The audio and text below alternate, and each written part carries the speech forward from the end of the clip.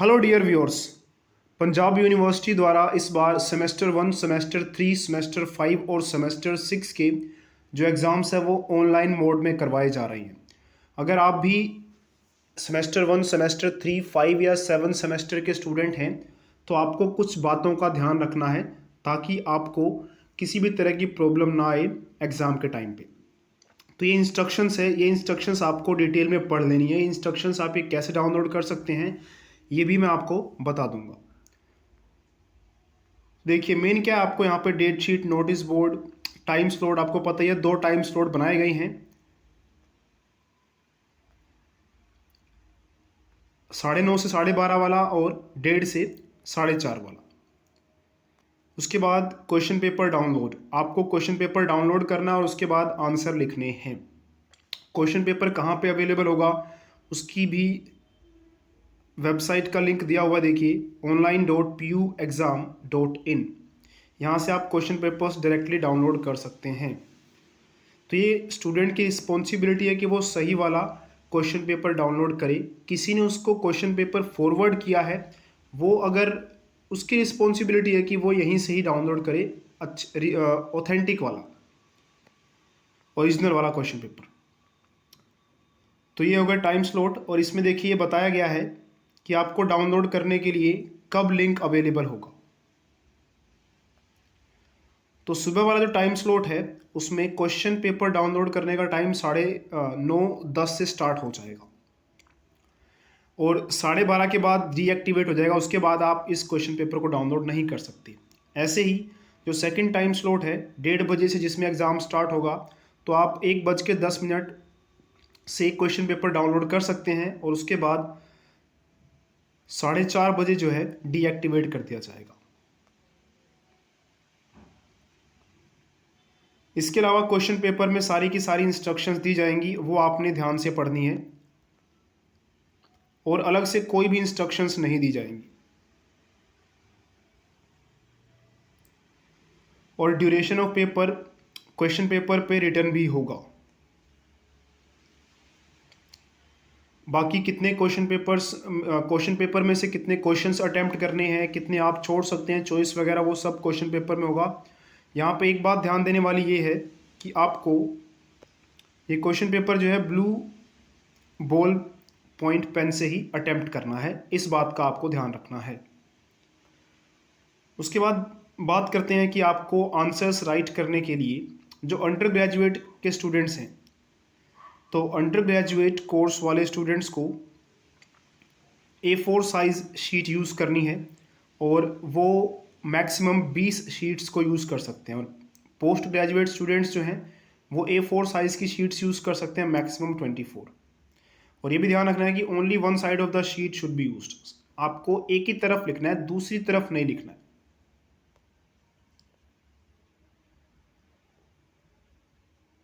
उसके बाद देखते हैं सॉफ्ट कॉपी। तो आप जो भी लिखेंगे उसकी सॉफ्ट कॉपी बनानी है, आपको पीडीएफ बनानी है और उस पीडीएफ को अपलोड करना है। अब देखिए आंसर शीट आप डाउनलोड भी कर सकते हैं। डाउनलोड कहाँ से कर सकते हैं वो भी मैं आपको बता दूंगा, या फिर आप खुद भी A4 शीट यूज़ कर सकते हैं कहीं खुद से लेकर भी। ज़रूरी नहीं है कि आप जो साइट पे दी गई शीट है वही डाउनलोड करके या उसका प्रिंट आउट निकलवा के वही यूज़ करें। लेकिन एक चीज़ इसे मैंडेटरी है, देखिए वो ये रही,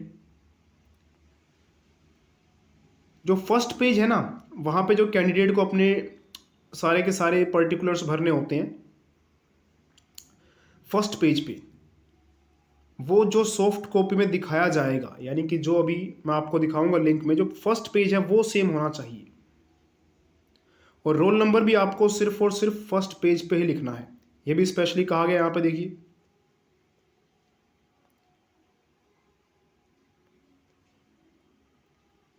और कहीं पर भी आपको आंसर बुक में और कहीं पे भी रोल नंबर नहीं लिखना है। अगर आप कहीं पर भी लिखेंगे तो आपकी आंसर बुक को फर्दर प्रोसेस नहीं किया जा सकता, ये कहा गया है साफ साफ। तो इस बात का आपने ध्यान रखना है कि आपकी आंसर बुक रिजेक्ट हो सकती है अगर आप फ्रंट पेज के अलावा कहीं और रोल नंबर लिखते हैं तो। उसके बाद देखिए जो भी मॉर्निंग और इवनिंग स्लॉट वाले स्टूडेंट्स हैं उनको ईमेल आईडी जो दी जाएगी उस ईमेल आईडी पर, तो आपको आपके कॉलेज वाले बताएंगे किस ईमेल आईडी पे आपको मेल करना है, तो आपको मेल करना है और इसको आपको 60 मिनट्स के अंदर अंदर मेल कर देना है।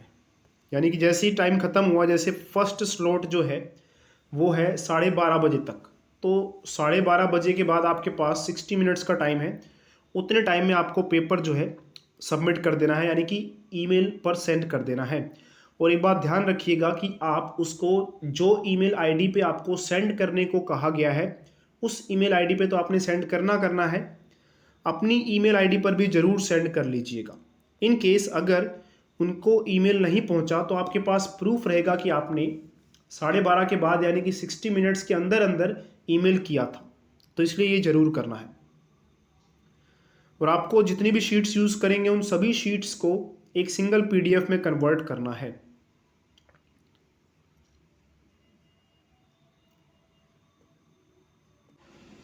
ईमेल करने के बाद आपको अपनी आंसर बुक संभाल के रखनी है। हो सके यूनिवर्सिटी वाले उसको मंगा सकते हैं, लेकिन उस समय आपको हार्ड कॉपी लेकर नहीं जानी है, लेकिन उसको 6 महीने तक कम से कम आपको संभाल के रखनी है, वो गुम नहीं करनी है। ना ही आपको वो स्पीड पोस्ट से कहीं भेजनी है। अगर गुम हो गई तो वो आपकी रिस्पॉन्सिबिलिटी है।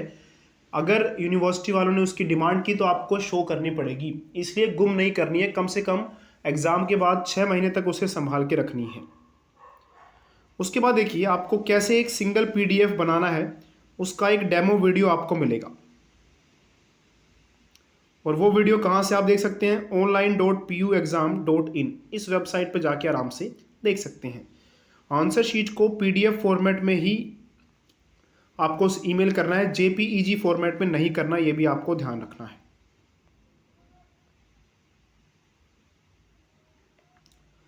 इसके अलावा देखिए कोई भी नोटिस बोर्ड आप या किसी नोटिस को, फेक नोटिस पे ध्यान नहीं देना है। जो ऑफिशियल वेबसाइट है वहां पर कोई नोटिस आता है उसी पे ही ध्यान देना है। इसके अलावा आपका क्वेश्चन पेपर डाउनलोड नहीं हो रहा है तो आप हेल्पलाइन नंबर्स पे कॉल कर सकते हैं, आपका इंस्टीट्यूट आपका कॉलेज आपको प्रोवाइड करेगा। हाँ, एक बात और, जो ये मैंने कहा कि आपको हार्ड कॉपी सेंड नहीं करनी है स्पीड पोस्ट वगैरह के थ्रू, ये सिर्फ रेगुलर कैंडिडेट्स की मैं बात कर रहा हूँ। आप एक बार यहाँ देख लेंगे, यहाँ पे जो ये इंस्ट्रक्शंस मैं सारी की सारी आपको बता रहा हूँ, ये रेगुलर स्टूडेंट्स के लिए है।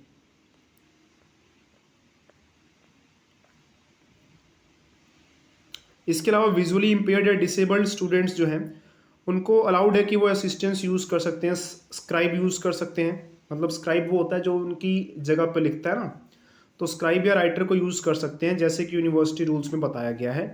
कोई परमिशन अलग से लेने की ज़रूरत नहीं है। और जो रेगुलर स्टूडेंट्स नहीं है वो एक बार, तो जो रेगुलर स्टूडेंट्स नहीं है देखिए उनके लिए भी इंस्ट्रक्शंस दी गई है यहाँ पे स्पेशली। यूएसओल प्राइवेट या रीअपियर डेफिशिएंट या एडिशनल सब्जेक्ट्स वालों के लिए, उनके लिए भी यहाँ पे इंस्ट्रक्शंस दी गई हैं, तो वो आप इंस्ट्रक्शंस देख सकते हैं।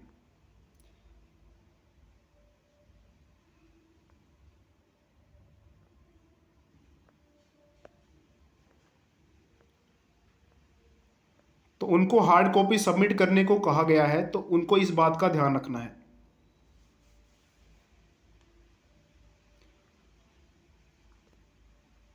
सॉरी, इस बार इनको भी हार्ड कॉपी जो है पोस्ट नहीं करनी है, नहीं तो हर बार उनको स्पीड पोस्ट करवानी पड़ती थी। तो इनको भी कहा गया है कि answer sheet should not be posted to the university, but संभाल के रखनी है। चलिए बात करते हैं मेन नोटिस आप कहाँ से देख सकते हैं, और साथ में जो रिप्रेजेंटेटिव कॉपी देखिए,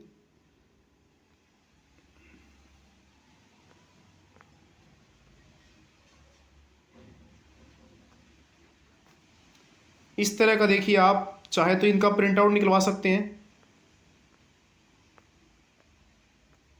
तो वैसे आगे वाले पेज तो खाली है, मेन पेज फर्स्ट वाला आपके लिए देखिए। तो फर्स्ट पेज आपको ये वाला यूज़ करना है इस तरह का। तो एक पेज तो आपको प्रिंट आउट निकलवाना ही पड़ेगा। उसके बाद आप चाहें तो A4 साइज़ का शीट यूज़ कर सकते हैं, जैसा चाहें वैसा। तो ऐसा तो आपको नॉर्मली मिल ही जाएगा।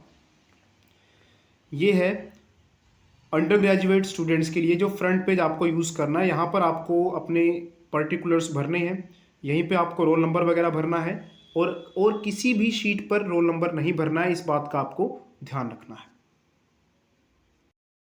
तो पीयू से रिलेटेड कोई भी अगर आपको अपडेट देखनी है तो ये जो लिंक आपको नज़र आ रहा है ब्लू वाला, इसको क्लिक करके आप सीधा नोटिस वाले सेक्शन पे चले जाएंगे और इस लिंक को मैं डिस्क्रिप्शन में भी दे दूंगा, तो आप आसानी से इस लिंक को कॉपी कर सकते हैं या फिर क्लिक करके आसानी से जो है सीधा नोटिस वाले सेक्शन पे जाएंगे और किसी भी तरह की आपको फेक नोटिस पे ध्यान नहीं देना है।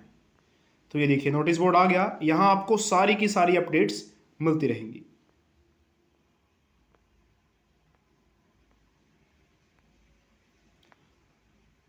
तो आई होप वीडियो आपके लिए काफ़ी यूज़फुल रही होगी। इस वीडियो को आगे शेयर जरूर करें ताकि कोई भी स्टूडेंट किसी भी तरह की कन्फ्यूजन लेकर बैठा है तो उसकी वो कन्फ्यूजन दूर हो जाए।